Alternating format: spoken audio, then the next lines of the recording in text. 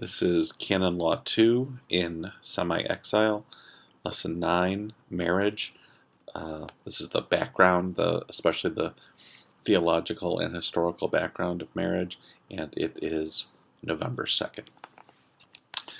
Okay, just to orient us a little bit on what we'll be studying in these last couple of lessons. Our last 4 lessons are all on marriage. So let's look a little bit at what we'll be studying.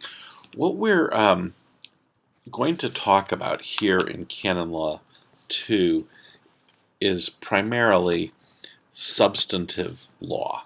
So basically, what makes a marriage, what makes it valid, what can make it invalid. We'll speak about procedural law, but for the most part what we're studying in Canon Law II is substantive law. Now, you will have some procedural law, and here's where you'll get it. In J term, I think this coming up J term, you'll have it. I believe it's Father Joe Newton from the Archdiocese of Indianapolis will come and give you a presentation all day long, and it's very, very good. I've sat in on it twice, I think, and maybe I will even this coming January, but it's very good. Also, though, if you want more, you can read Woodall, chapter 18. It's all on procedure generally, and chapter 14, pages 420 to 428, which we're not concerned with. But also, we at least every other year have an elective on marriage procedural law specifically, and it's called Practice and Procedure in Marriage Law. And if you're interested, you can take that the next time it's offered. Okay, so even if you only have Canon Law II, even if you don't take the marriage procedure elective, you will have had a lot of marriage by the time you graduate. You've got the whole sacrament of marriage class. About 25 to 30%, maybe even 35% of Canon Law II is dedicated to marriage, if you count our lesson 5 on the Eucharist and matrimony. And as I say, you'll have J term, a very good full-day presentation for your private study. There's part of chapter 14 and all of chapter 18 of Woodall. I can give you also a bibliography on, or I can give you sources on marriage procedural law if you're interested, or the syllabus for that course. Here's our. But if you're only going to have one or the other, not surprisingly, it is more important to have substantive law than procedural law, because the substantive law is actually going to be about what makes the marriage valid and or invalid, etc. So, and when you're involved, let's say in parish ministry and advising people, you for the most part will be involved at the beginning of the process in helping people with petitions for nullity, and for that, substantive law is more important, and really your focus will be on the facts of the specific case. But you'll want to know what kinds of things can make a marriage invalid, because there'll be issues to watch out for. Here's a little outline of where we'll be going for the next couple of weeks. So our study of, again, substantive marriage law, first we're going to have an introduction. That's this lesson 9, on historical and theological background. And then we're going to have 3 great divisions of marriage law. And these are basically the 3 things on which the validity of a marriage depends. Impediments, that'll be our next lesson, lesson 10. And then consent, lesson 11. It's going to be consent, but also defects of consent. When does it happen that someone gets up at the altar and says yes, says I do, but they weren't really in possession of their faculties. They weren't really able to consent. That's going to be a big question for lesson 11 on consent. And then canonical form, lesson 12, which we already have talked about. I think that's come up in our class before, essentially the requirement that Catholics marry in front of the church's official witness, a priest or deacon, that they exchange consent, and that 2 additional witnesses be available.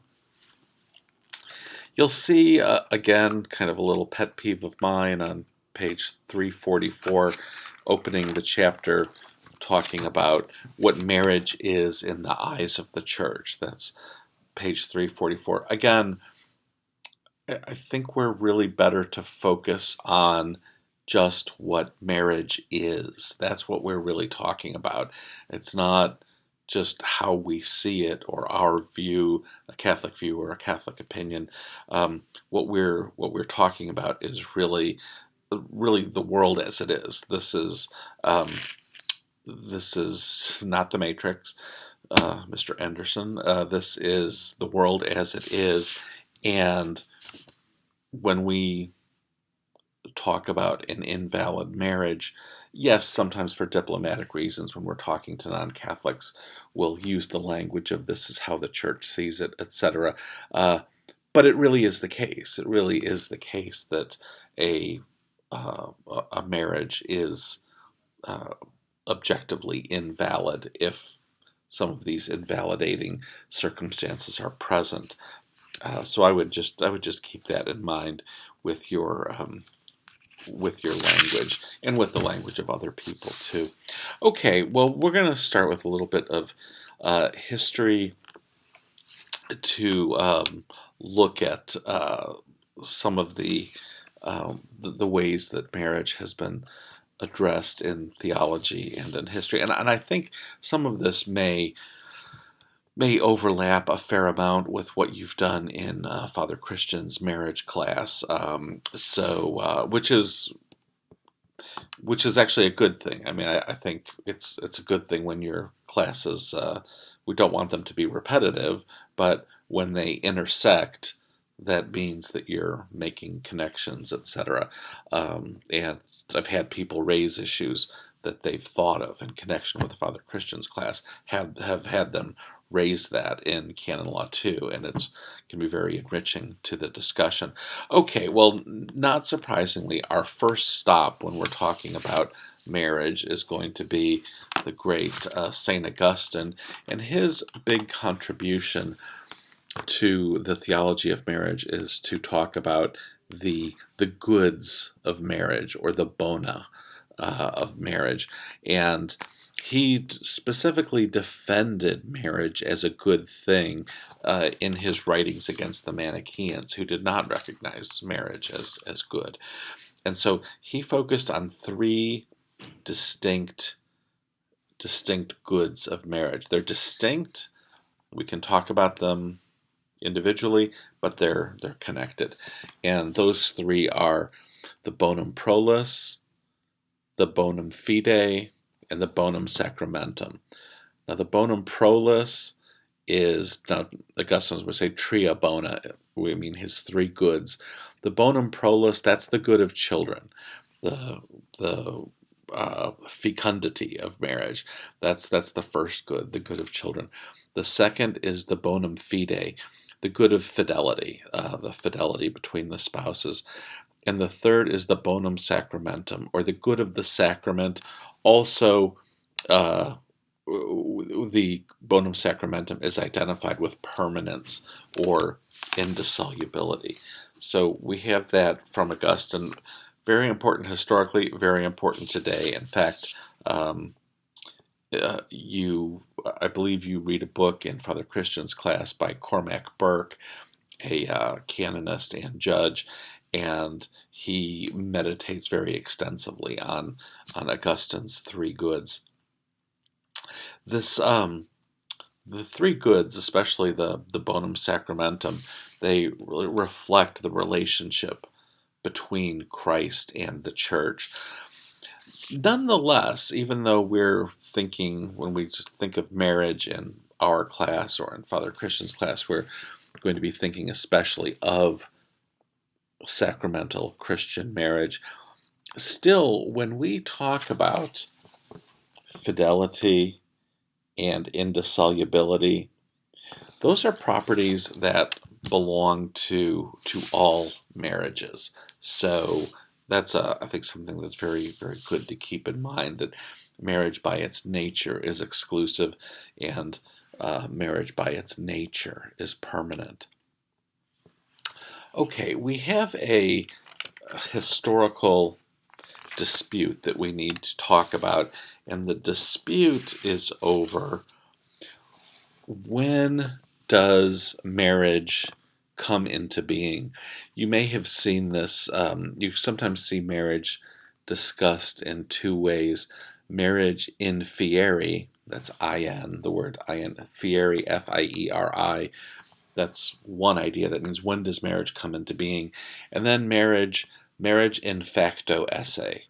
Marriage in facto, F-A-C-T-O, esse, E-S-S-E. Marriage in fieri is marriage coming into being. Marriage in facto esse is the marriage itself, the marriage over a period of time, speaking of the quality of a marriage, the lived reality of marriage. So this dispute that we're talking about is about marriage in fieri, marriage coming into being. And the question, of course, is what brings marriage into being? And we have two competing traditions: the Roman legal tradition and the Germanic legal tradition. Now, the Roman tradition said that consent is what brings marriage into being, the exchange of consent between the parties. And the Germanic tradition says that, no, it's not consent, it's consummation. So when the spouses, after marriage, actually perform the marital act, that's what brings marriage into being.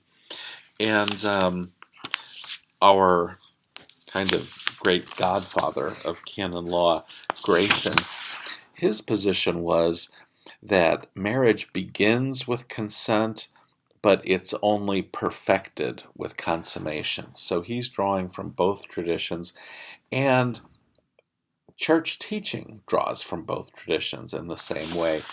If we have to say who wins this debate, we're going to say the Romans win it, because the church is going to say, yes, consent makes the marriage. Once the spouses exchange consent, they are married. So in the strictly speaking, if you want a winner, you want a loser, the Romans win. However, the Germanic tradition remains very, very important, because even though a marriage is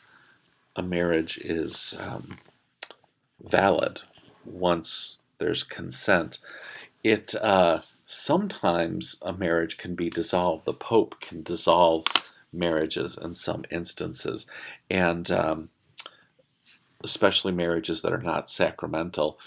But even a marriage between Christians, if it is not yet consummated, so even if two baptized people consented, but they had not yet performed the marital act, the Pope could dissolve that marriage.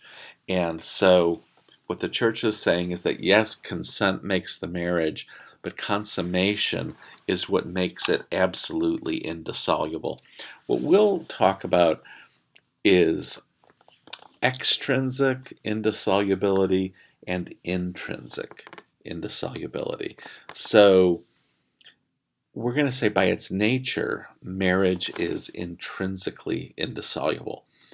Any marriage, any valid marriage, whether it's a sacramental marriage between Christians or not, meaning that the parties, the spouses, cannot dissolve that marriage.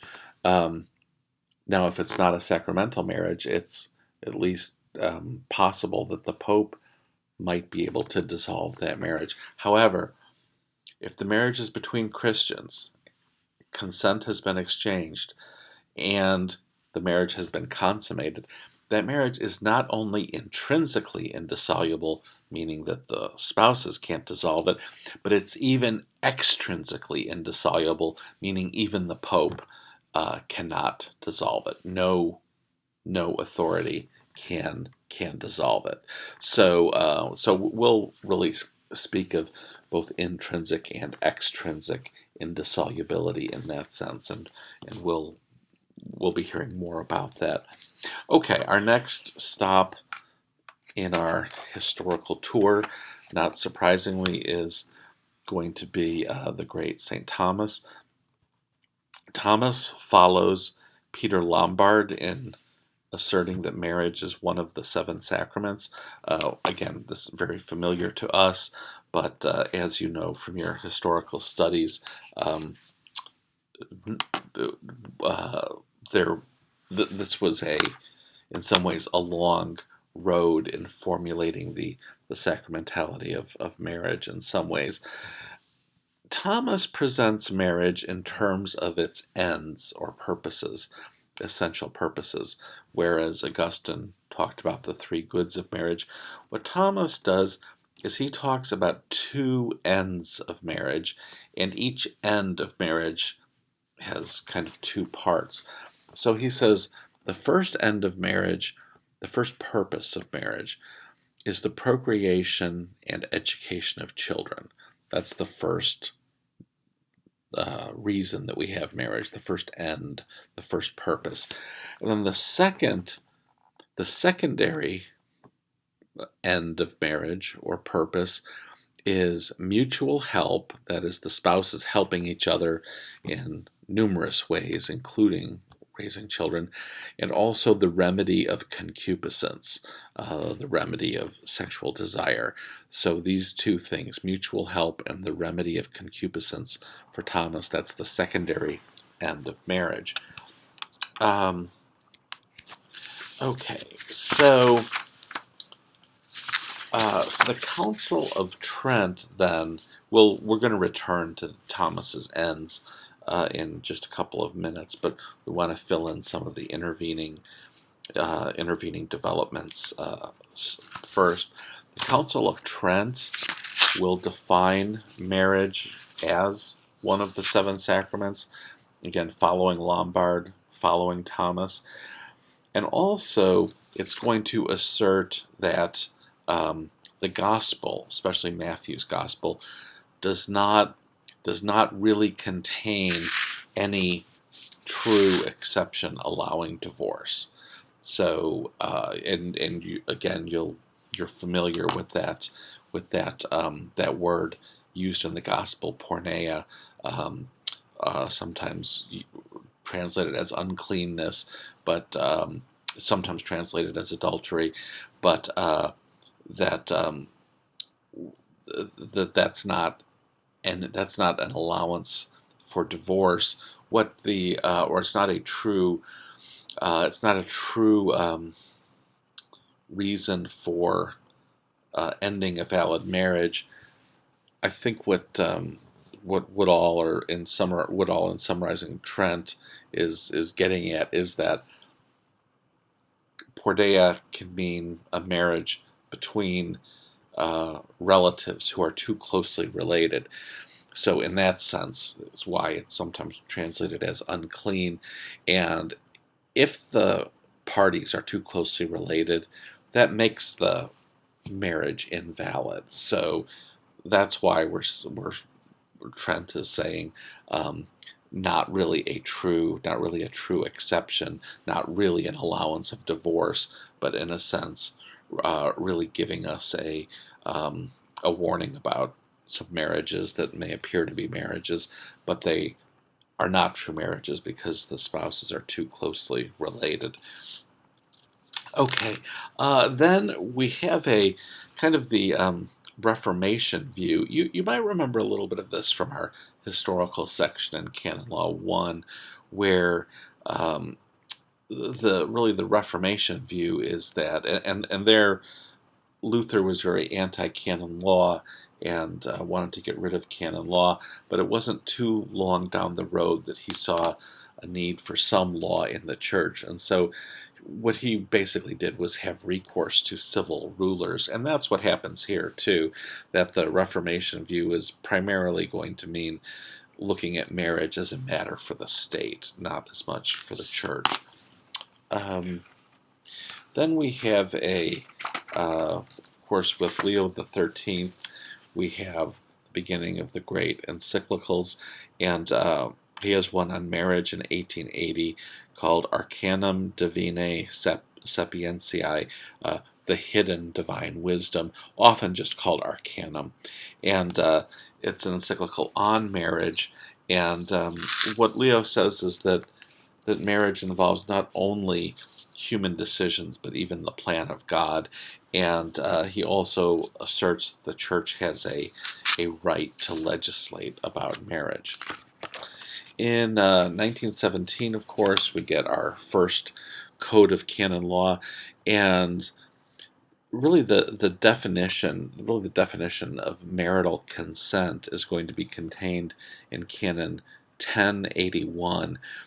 And this is going to be a controversial definition.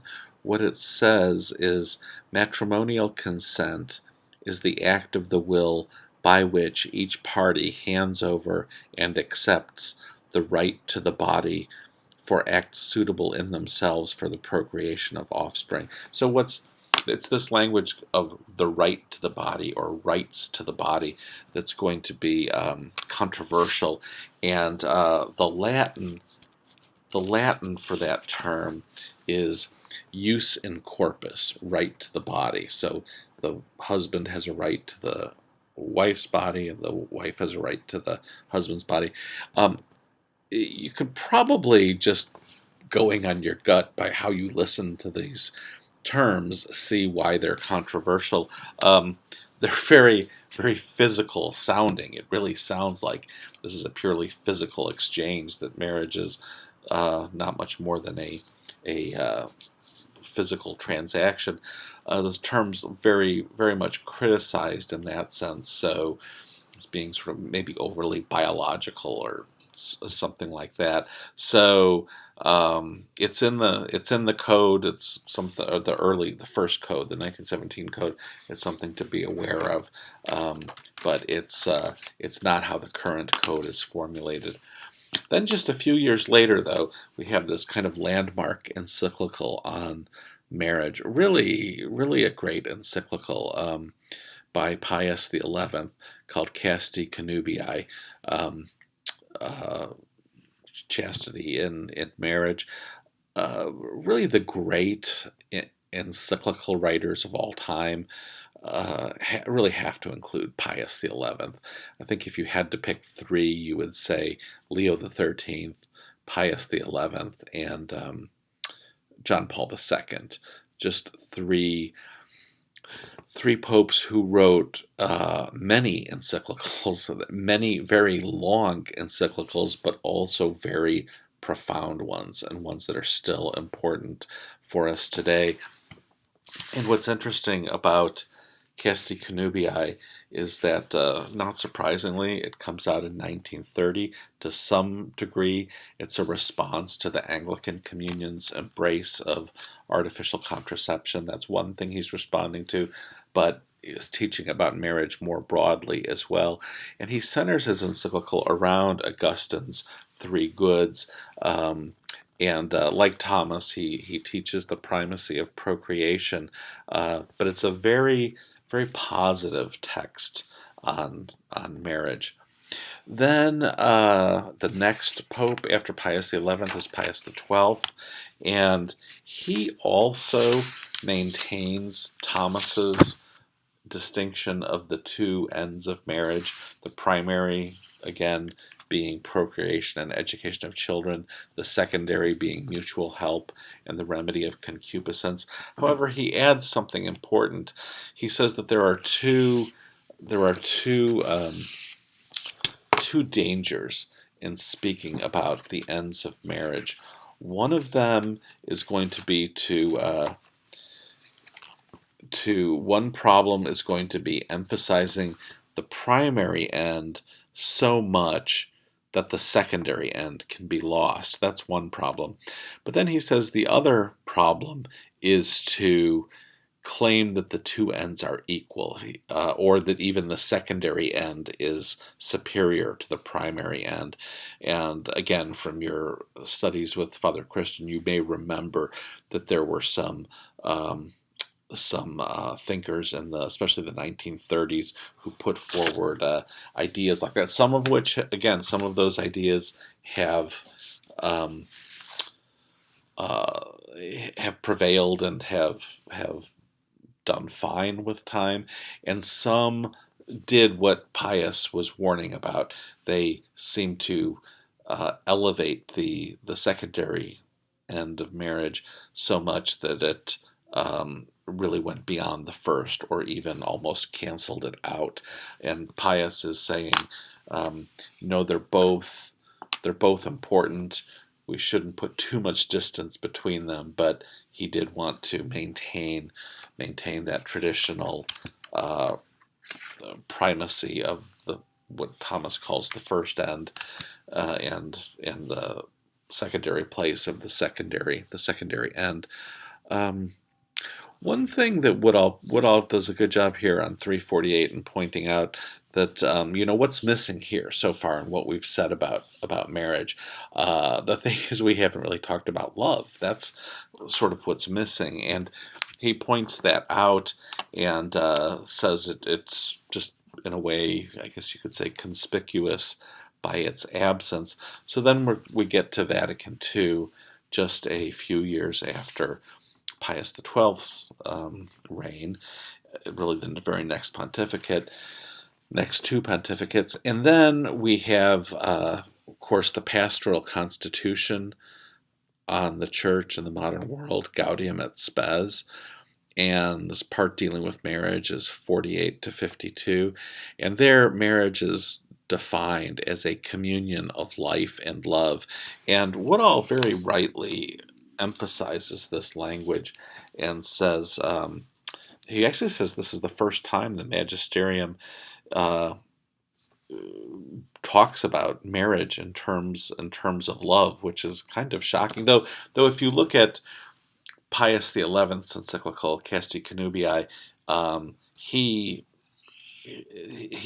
really in this line too, and he really fits very well together with Vatican II. I'm not sure he specifically says love, but he and Vatican II are you could see him as a real precursor to Vatican II. Okay, and so Vatican II also it says marriage is, again, established by the spouse's consent, going all the way back to the dispute between the Romans and the Germanics, established by the spouse's consent, by which they mutually surrender themselves to each other. So again, we've got love actually mentioned. And Woodall points out that this mutual self-gift that Vatican II talks about, it's more than just procreation. It's not only about having children. So what the Vatican II text does is it mentions Augustine's goods of marriage, and it draws from Thomas's ends of marriage as well. And what it says in number 48, it talks about marriage just having various goods and ends. It doesn't rank them as primary or secondary. But also, although there is this talk of mutual help, like Thomas talked about, the idea of the remedy of concupiscence is not talked about in Vatican II. So we have Augustine's goods that are still talked about, the bonum prolus, the bonum fide, the bonum conjugum, and Thomas's primary end, procreation, education of children, and his secondary end, but really only the mutual help part is discussed, not the remedy of concupiscence. Let's see. Now, I think Woodall's approach is to see sort of Vatican II's silence as not so much as a denial or a departure from what Pius XII or Thomas said, but more as a matter of emphasis. Um, Also, we're going to have a new innovation that grows out of Vatican II, but it really comes along, believe it or not, when we have a new code of canon law, and that's going to be sort of almost a new bonum, sort of a fourth bonum, in addition to Augustine's three, the bonum conjugum. This is the good of the spouses themselves. So we say that marriage is something, it's good for both of the spouses. That's why we have it.